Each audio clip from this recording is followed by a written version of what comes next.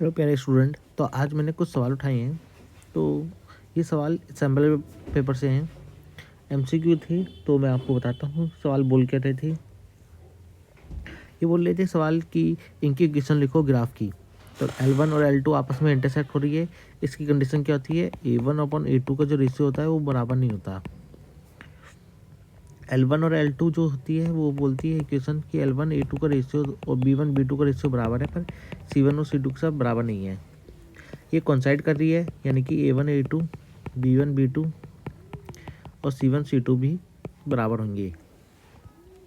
तीनों इक्वेशन की ये कंडीशन होती है।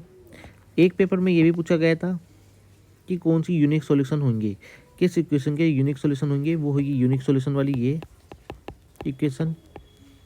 इसके होंगे नो सॉल्यूशन, इसके मैनी सॉल्यूशन, ठीक है बच्चों। तो इस प्रकार से आपके पेपर में आते हैं सवाल। ये बोल रहा है कि ये वाई एक्सिस को कहाँ पर काटेगी लाइन। तो आपका काम है, वाई एक्सिस को कोई लाइन काटती है तो एक्स की वैल्यू वहाँ पर 0 होती है। 0 रख दो इस इक्वेशन में। कितना आएगा, वाई की वैल्यू 3 - वाई आएगी।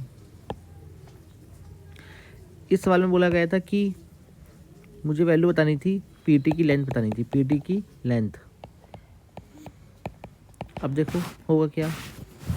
आपको पता है कि टेंजेंट रेडियस टेंजेंट पे 90 डिग्री गिराती है, तो ये 90 डिग्री बन जाएगा।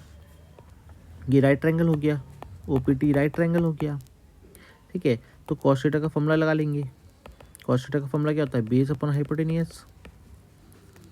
बेस की थीटा की वैल्यू 30 डिग्री दे रखी है। बी की वैल्यू निकालनी है, पीटी है हमारे पास, हाइपोटेनियस 4 है, इसकी वैल्यू होती है 1/2, √3/2।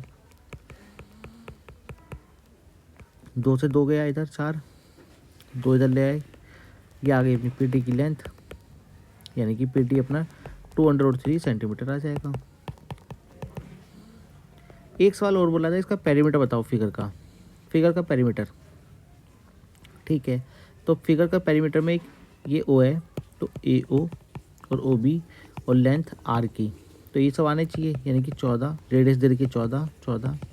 एल मुझे पता है, थीटा अपॉन में 360, 2πr होता है। मैं सॉल्व कर लूँगा, ये 28 हो जाएगा मेरे पास। थीटा कितना है, 45, 22/7